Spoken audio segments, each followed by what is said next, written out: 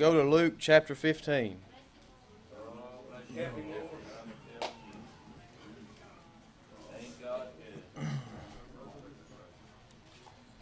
I'm going to be reading starting at verse 11, Luke 15, verse 11.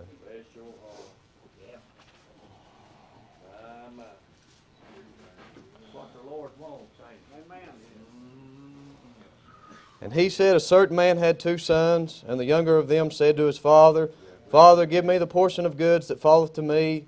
And he divided unto them his living. Not many days after, the younger son gathered all together and took his journey into a far country, and there wasted his substance with riotous living. When he had spent all, there arose a mighty famine in that land, and he began to be in want. He went and joined himself to a citizen of that country, and he sent him into his fields to feed the swine. And he would fain have filled his belly with the husks that the swine did eat, and no man gave unto him.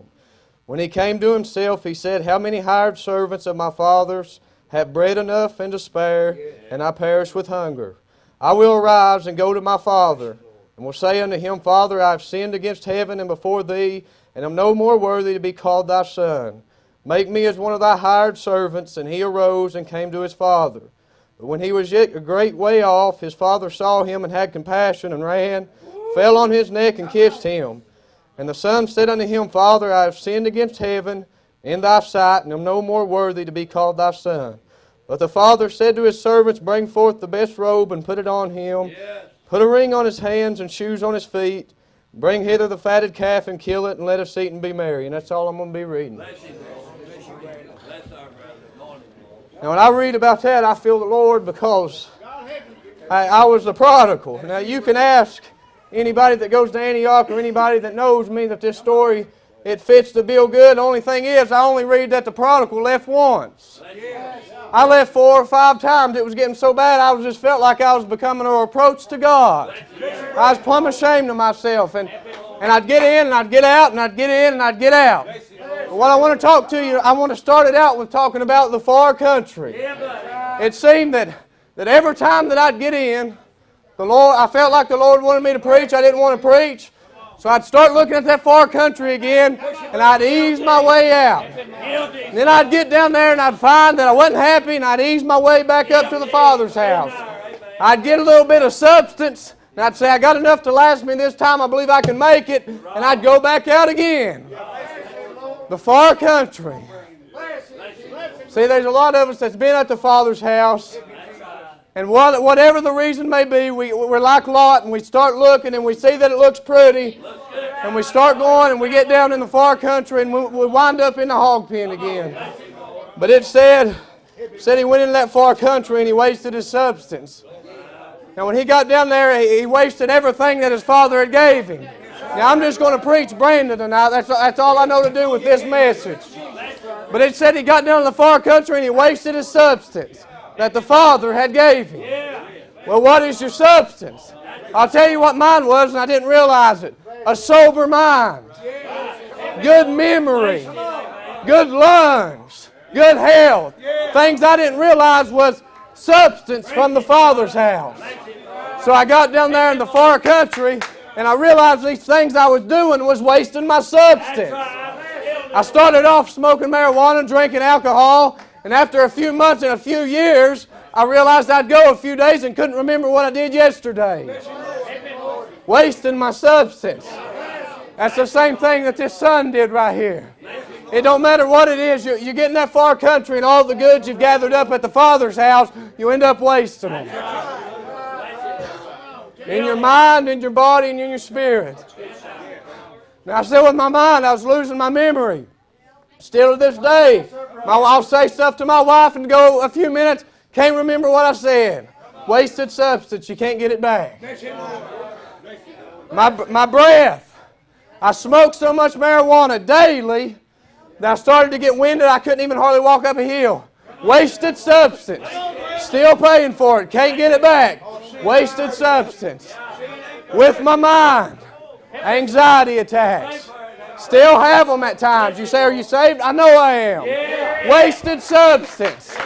If you get down in the Father's house, you realize you've wasted a lot of good things. It said once he got down there, that he took all the Father had gave him, took his living, he went into the far country, wasted his substance with riotous living, and he spent all he had.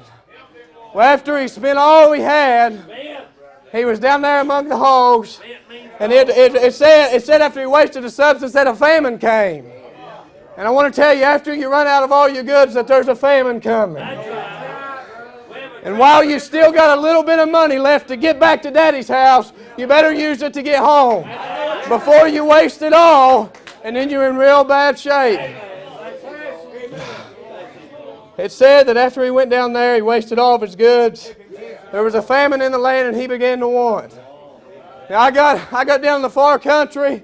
I wasted my goods, and all those things that I'd spent my money on and my time on that I thought I wanted, I realized I didn't really want them. And I began to be in want, like the prodigal.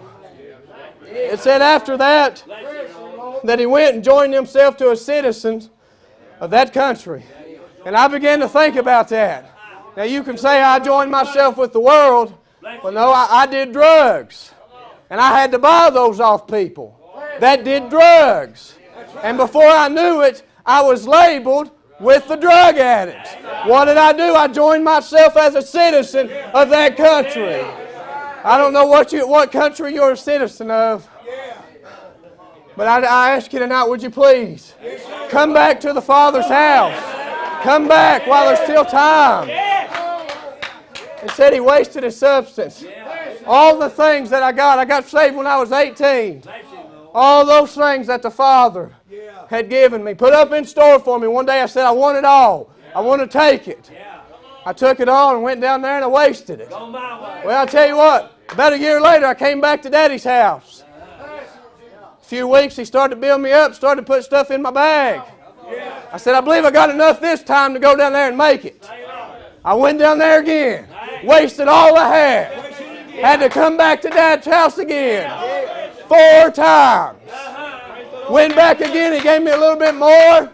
I said, I believe I can make it now. Went back, wasted it all again. All those things I wasted, all that time. Ate at my mind, my flesh, my spirit. It said he joined himself a citizen of that country, and he sent him into the fields to feed the swine.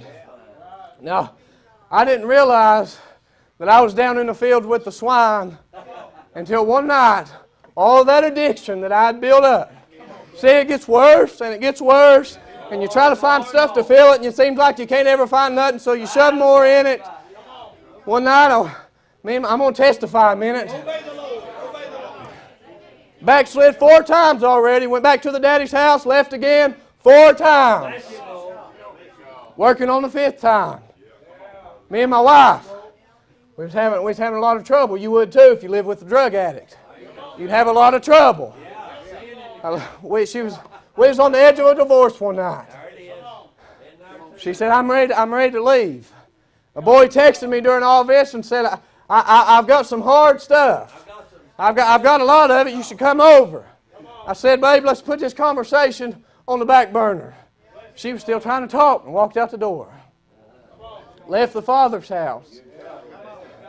Got down there, took all that stuff that night. Out of nowhere, had a seizure. Never had one in my life. Down in a far country.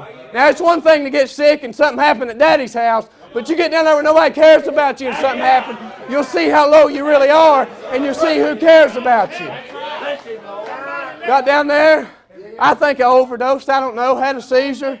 Came to about a half hour later. I said, what happened? They said, good Lord, I'm glad you finally said something. We was about to call the ER, it's been almost an hour. I was thinking, you was about to call the ER, it's been almost an hour? Yeah, we was about to call. Oh, sure they were. That's what the far country will do. Those citizens down there, they don't care for you. They said for about a half hour, all you knew was Hannah was your wife. You didn't know your name, didn't know where you was at, didn't know how old you were.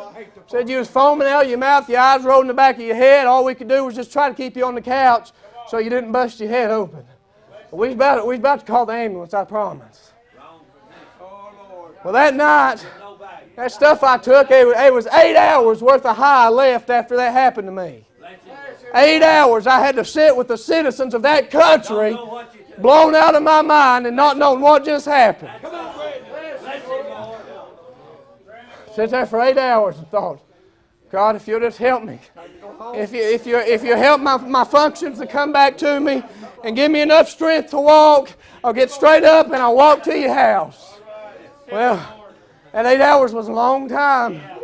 It felt like 8 months.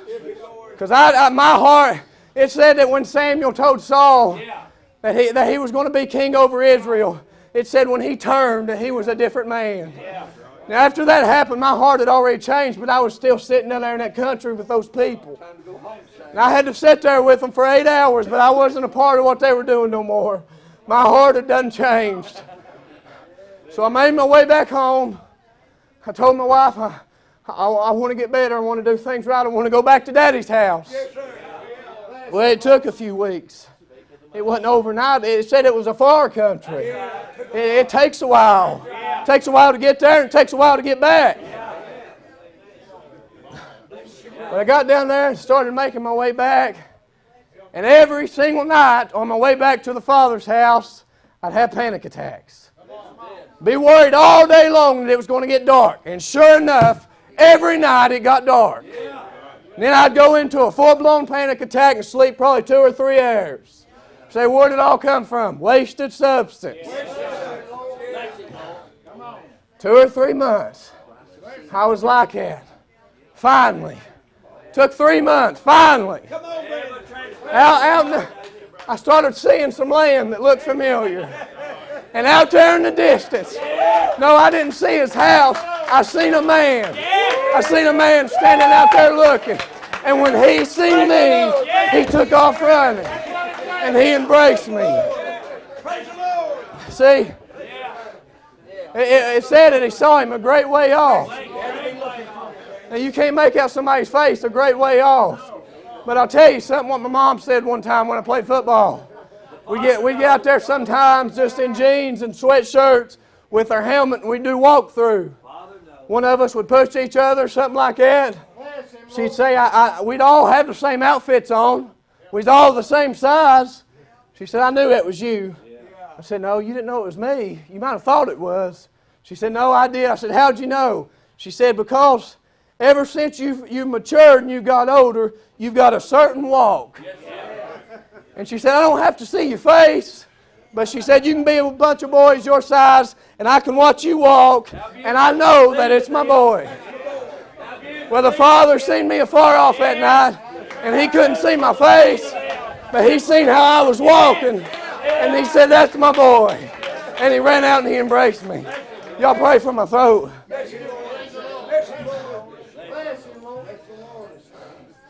I just want to tell you tonight, if you're out there, you can come home. It takes a while. I ain't going to say it's overnight, but you can come home. You can come home and he'll embrace you. It said that he took the ring off his finger and put it on his boy. He took a robe and laid it up on him. And he said, go kill the fatted calf and let's be merry. He loves you tonight. That blessed me when I was praying today, thinking of my mom telling me that. I thought of that father. Ain't no way he could see that boy's face. I believe he looked for a minute and he said, he's walking like my boy. Then he realized that is my boy. Come on, Hannah. If you're here tonight and you're lost, if you're here tonight and you've lived at the Father's house and you've left and you've got down to the bottom of the barrel, you can come home. Maybe you got just a little bit of money left. You can get home faster that way. Don't wait till you get down to the bottom. Come on back home right now. Maybe you got a little substance. Said wasted substance. Now, he gave me all that when I was at his house. I mean, he filled my bag up, gave me good clothes. And I got down there, and it didn't take long. It never does. And I'd waste it all. And I'd say, I need to go back to Dad's house. I don't like being down here in the mud.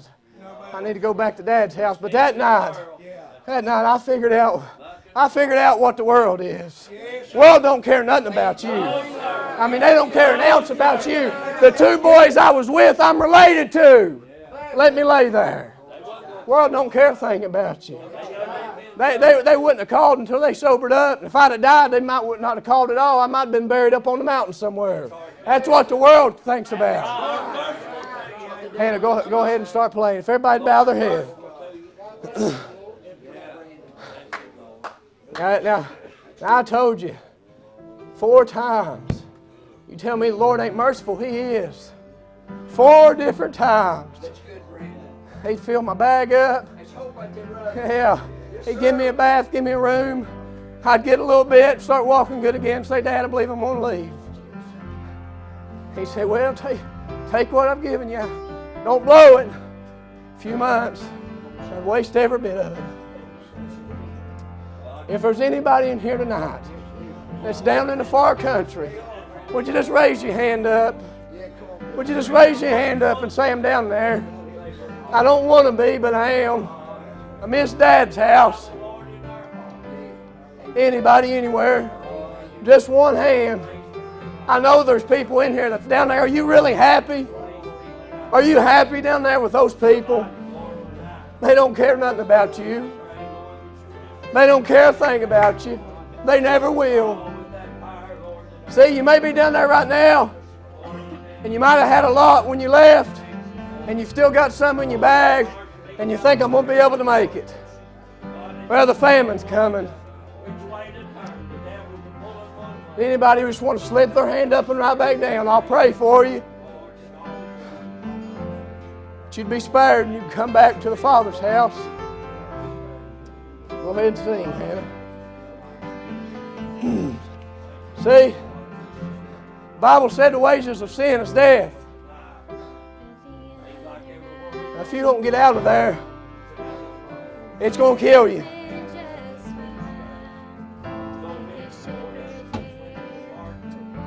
Either you get rid of sin or sin's going to get rid of you. Does anybody want to come back to the Father's house tonight?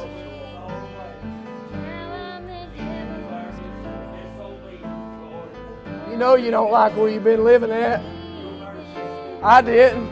I don't know a man down there in that country that likes it at all. Every one of those citizens down there were miserable. I just joined the crowd, and they used me for everything they could, and then they left me to die. Everybody raise your heads and stand up. I'm trying to make it as easy on you as I can. You're standing up. Just step out and come up here. Said it was a far country. Start making your way back home tonight. Start making your way back home tonight.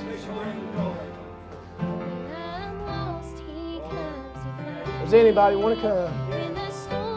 Does anybody at all want to come? You might not get another chance.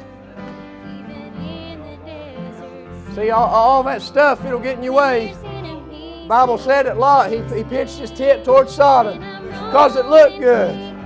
The far country always looks good. There's a lot of things I look at afar off, and when I get up close, I say, that's filthy. We used to drive by car lots, and my dad was a mechanic. I'd say, that's a nice looking car. Let's go back and look at it when I was looking for vehicles. And he did body work. We'd get back there and we'd get up close to it, and he'd say, no, looks good afar off. He'd start showing me the peels and the bubbles. He'd say, somebody just half did it, so it looked good afar off. Does anybody want to come to the Father's house tonight? See, I'm here because He sent me. When I was in the far country, the Father sent some people. The Father sent Brother Jason a few times down in the far country and said, Daddy wants you to come home. The Father sent Walter down in the far country a few times and said, Daddy wants you to come home. He sent me here tonight to tell you He wants you to come home.